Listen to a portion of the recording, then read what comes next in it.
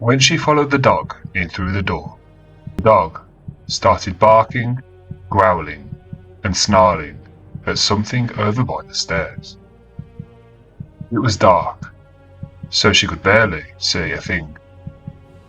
Her eyes soon adjusted to the dark, and what she saw over by those stairs was truly nightmare-inducing. Watch until the end of this video to find out exactly what she saw. Let's get into the stories. I'm your host, Severed Soul.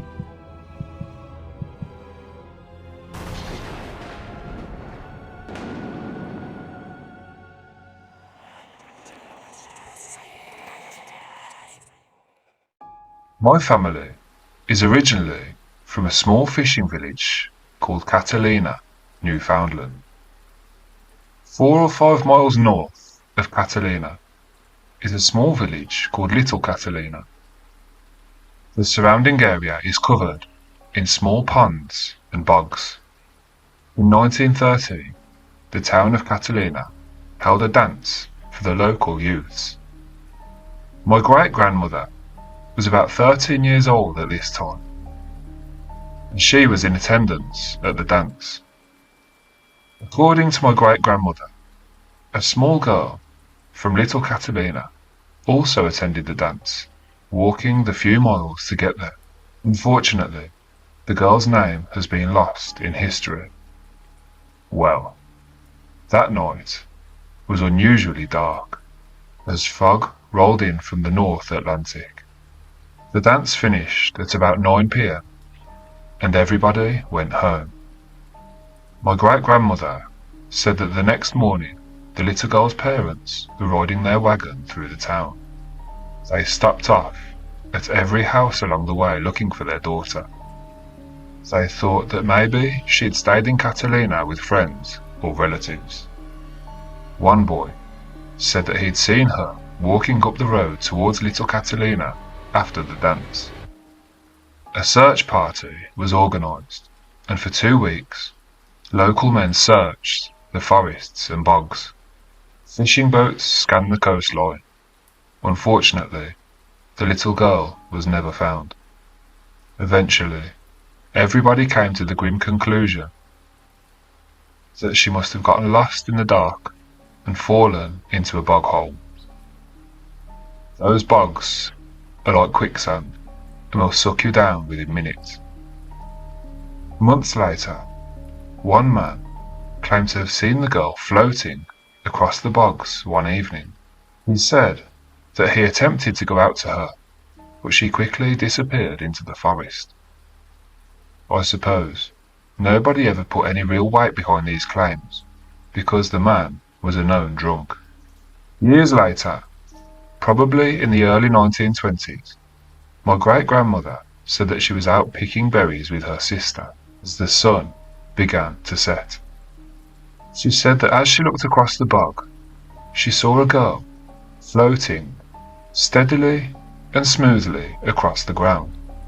She said her movement was so smooth that there's no possibility that it was a person walking. My great-grandmother claims to have seen the girl a few more times over the years before she passed away in 1991. In the summer of 2008, I was 16 years old.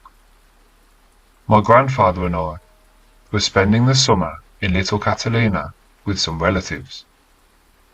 Being old enough to drive, I spent most of my days in Catalina at the swimming hole. One day, I was driving back with a distant cousin. As we were driving past those bogs, he pointed out the windshield and said, "What is that?" When I looked over, I saw a girl standing in the bog. The strange thing was her height. She seemed overly tall for the distance. We were probably about 40 feet away. I would have guessed that she would have to have been around 7 feet tall, but her proportions didn't seem to match being that tall. I slowed down and asked my cousin, who is local to the area, if he knew her. He said no. He said that he'd never seen her before. The girl then turned around before she quickly and smoothly floated away behind some trees. My cousin and I were genuinely freaked out and quickly drove back home. When I got home, I told my grandfather what I'd seen. He reacted with a grunt and told me the story that my great-grandmother had told him. He said that over the years, he'd heard people relaying stories of seeing the ghost of the girl in the bog. He said he always thought it was just a story to keep kids from playing out there because it was so dangerous. I know what I saw, and I know that this is more than just a story.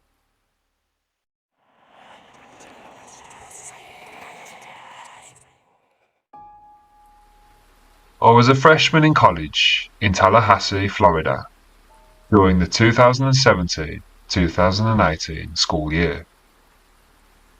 Let me preface this by saying I never believed in the paranormal or supernatural prior to my experiences there.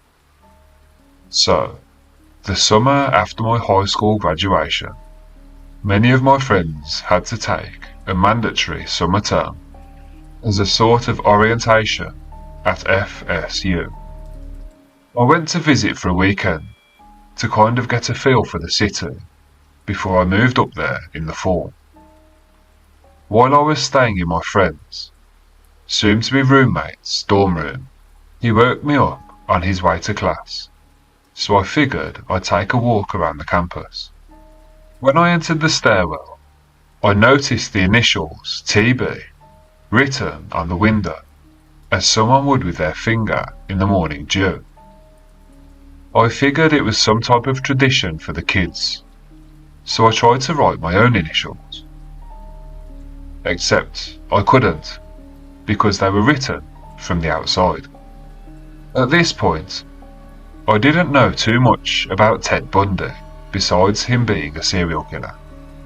I had no idea that his killings were in Tallahassee, or that there were ghost stories attached either. Fast forward to the fall semester.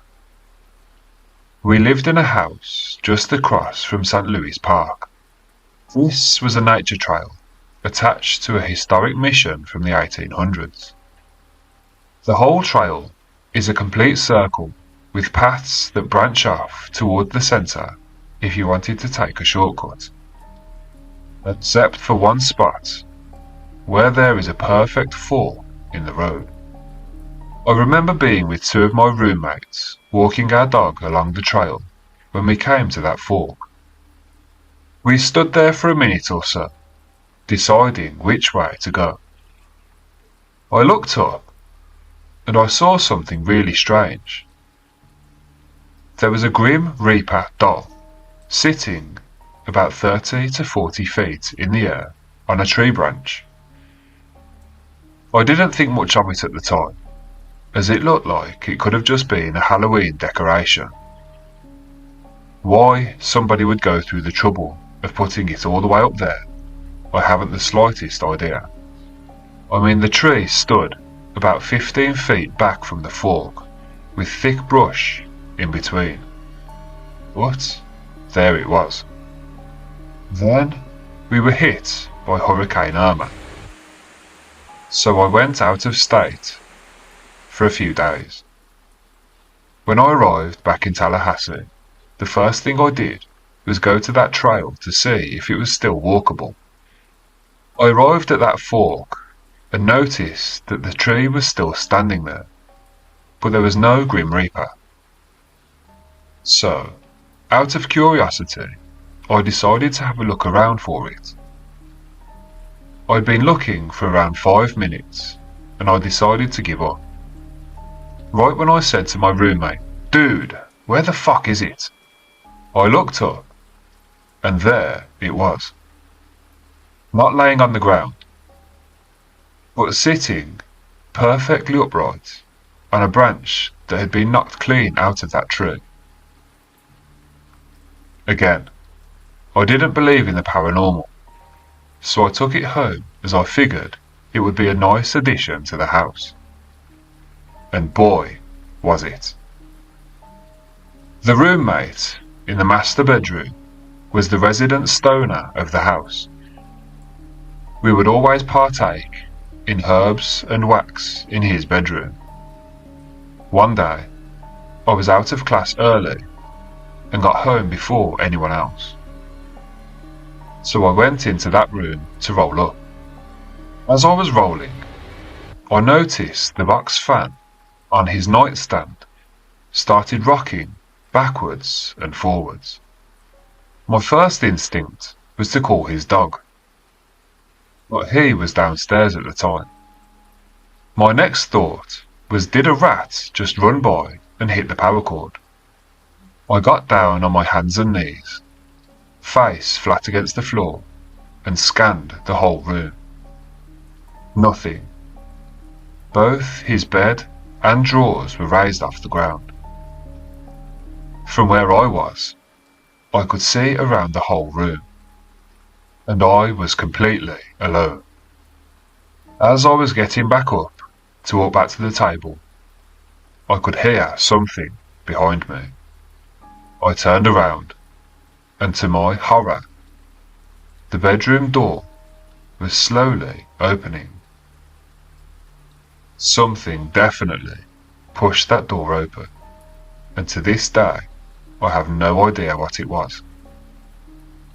A few months went by, and not much happened in between.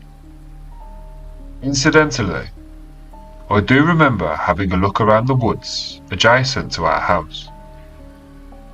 The trail where I found the doll was on the opposite side of the street. There were decades-old beer cans and plastic bottles scattered across the ground. But, sitting amongst the litter, of all things, I found an old sword just sitting there. There was nobody else around, so I took the sword home because, well, who doesn't want a sword? Now, it's the end of spring semester, and we were all getting ready to move out. This is when the weird stuff started happening. We had an absolute ton of stuff that was just going to get thrown out. So we got the sword out and started doing what guys do best. Sure as shit, the old decrepit thing breaks off in the hilt. But that wasn't going to stop us. One of my friends grabbed the bare blade and basically cut his palm right open while he was messing with it. We went back inside and he sat up on the countertop next to the sink, while we applied pressure to the wound to stop the bleeding. It wasn't a really nasty gash that needed stitches or anything. However, he went completely limp and fell over, banging his head on the cabinet in the process. He woke up shaking, in a cold sweat. He isn't hemophobic in the slightest, and there really wasn't that much blood, so it was all just a bit strange. Now, it's move-out time. All our belongings were put into a U-Haul, and we were all sleeping on bedrolls in the living room for the last night. There were 6 of us, plus 3 friends from back home, all waiting downstairs for the Ubers to show up to take us to the bars. While we were waiting, we all heard a really loud boom coming from upstairs. It was directly above us, and was definitely coming from the master bedroom. It really sounded like a bowling ball had been slammed on the floor from a great height. I went upstairs to check it out, and that room was completely empty. There was nobody in there. No furniture. Nothing. In fact, there was nothing anywhere upstairs in that house that could have made that noise. Everything was in the U-Haul already. It was a completely empty room.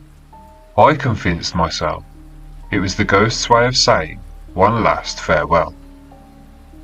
Having said that, it's been 7 years now, and that noise still haunts me.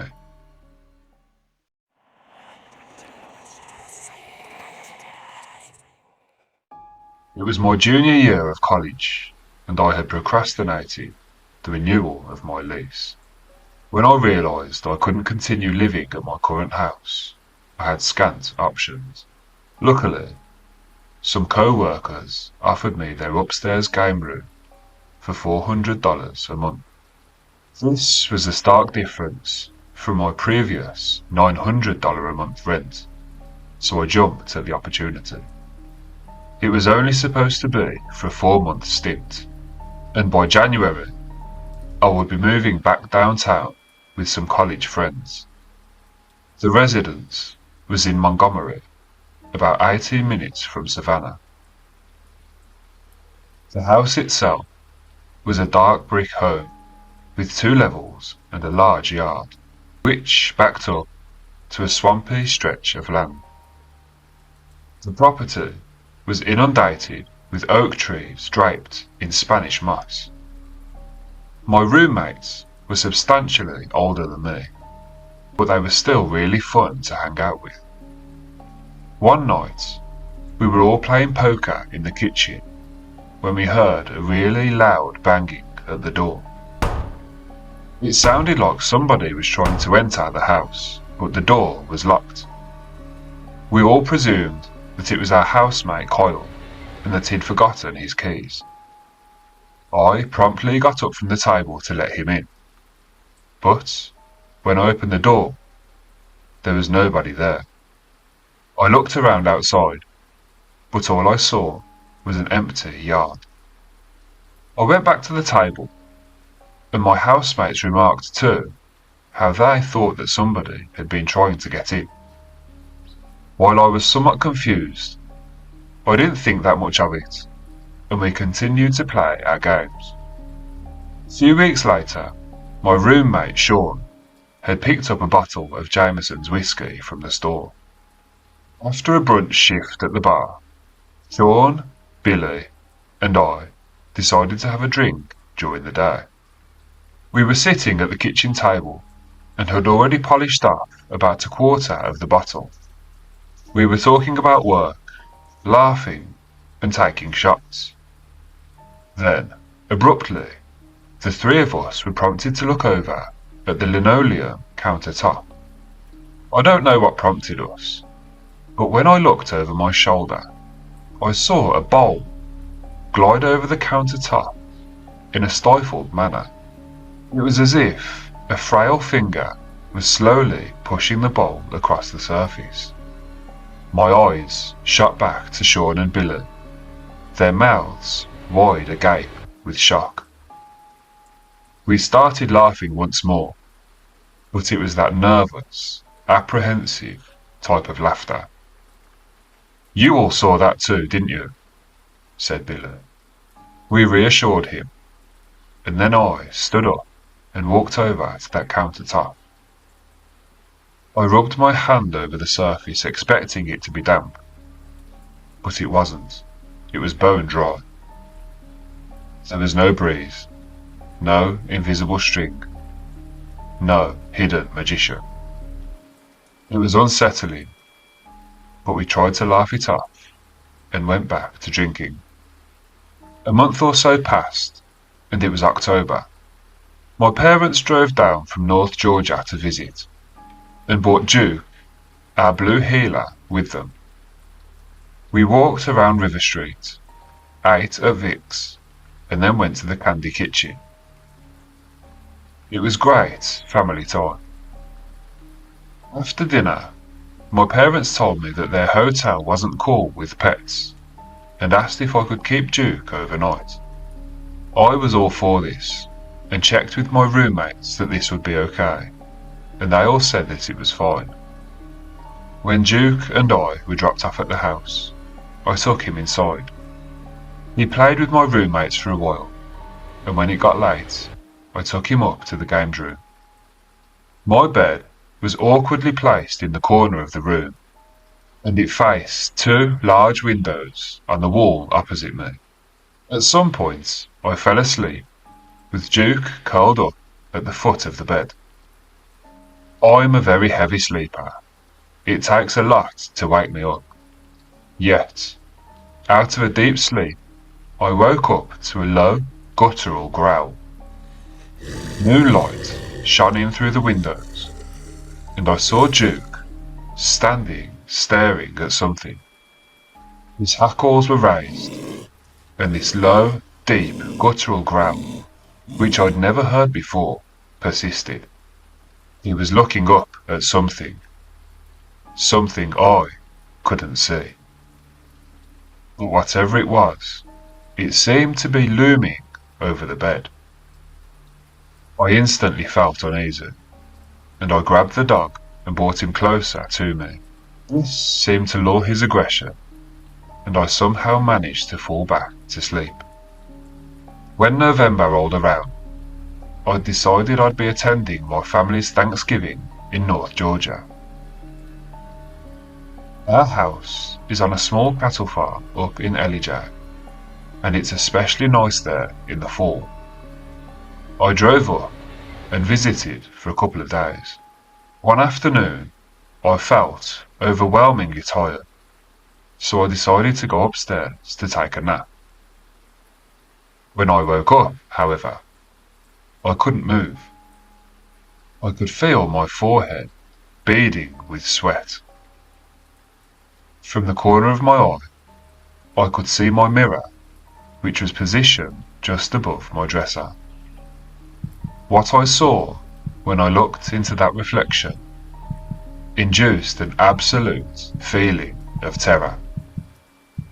An old woman, pale, bony, and damp, lingered over me. She had jet black hair and exuded an energy of apprehension and malice.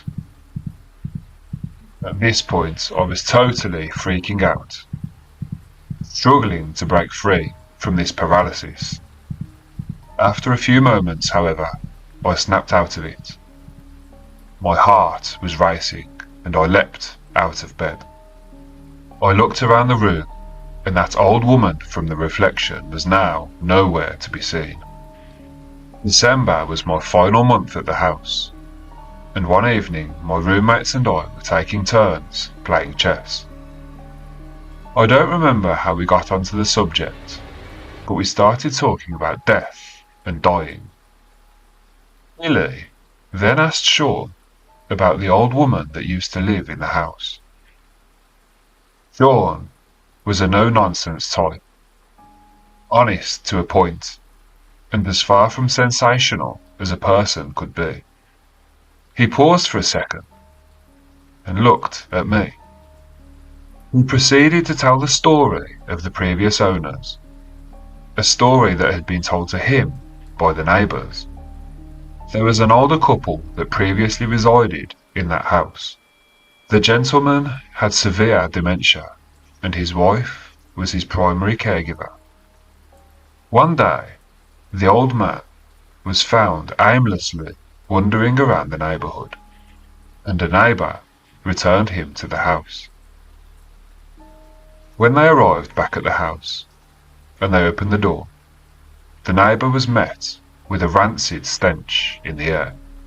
He called for the man's wife, but there was no response. Concerned, the neighbour looked for the man's wife throughout the house. When he reached the master bedroom, that stench was overwhelming. There, in the bed, was the old woman, deceased.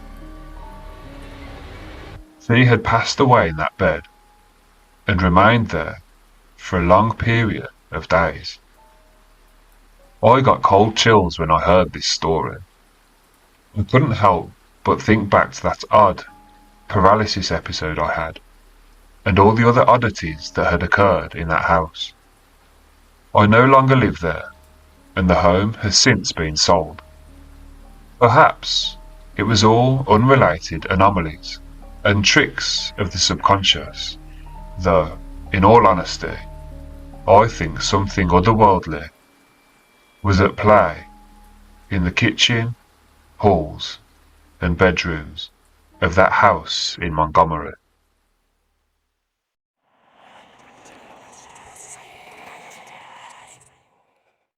I've had plenty of encounters in my life that I just can't explain. A few of them were really scary indeed. But the following recollection remains to be by far the most terrifying thing I've ever seen. This happened approximately 8 years ago. My grandparents live in a house with a history of paranormal activity. When my mum and my aunts and uncles were kids, they had many weird and frightening experiences around that house. Things like books flying off shelves in the living room, and doors opening and slamming shut on their own. There was also a creepy doll that seemed to move of its own accord. Almost 60 years ago now, my grandparents first went to view that house. As they were having a look around, my grandmother asked about the history of the house. It was at this point that they were made aware that the previous owner had hanged himself from the stairwell. This will be important later on in the story. So, I was visiting my grandparents' house one particular weekend to look after their pets while they were out of state. I arrived on the Friday, early afternoon, and settled down nicely. There was nothing of any real concern, apart from the dog being a bit agitated by something. My grandparents didn't leave very often, so this was to be expected. The evening was fairly uneventful, and I went to bed early. However, that all changed at around 2 a.m. I was woken up by the dog growling, looking over at the bedroom door. I presumed she needed to go outside, so I took her out for a while. She went outside and did her business. But when we came back inside, the dog started going absolutely wild. She entered the house before me and started barking, growling, and snarling at something over by the staircase. It was very dark inside, so I couldn't really see much at first. After a few seconds, my eyes started to adjust to the dark, and I looked over in the direction my dog was staring at. I saw something, but I thought to myself, I can't possibly be seeing what I'm looking at. I rubbed my eyes to readjust my focus and looked over towards the staircase once more. What I saw when I looked over at that staircase was absolutely horrifying and has haunted my nightmares ever since. I could clearly see a pair of legs hanging from the staircase, slowly swinging backwards and forwards. Then, all of a sudden, the legs stopped swinging abruptly. They froze as if they'd been disturbed, as if they'd been alerted to my presence. The fear made my blood run cold. The panic set in, so I grabbed the dog and bolted outside. We went out to the sauna building and spent the rest of the night in there. Neither of us managed to get any sleep that night, and the dog just kept growling. Needless to say, that was the last night I ever slept over at my grandparents' house. That's all for today. I hope those stories really gave you the chills. Please don't forget to like this video and subscribe to this channel for a feast of grim and grisly content. Thanks for watching. I'm your host, Severed Soul.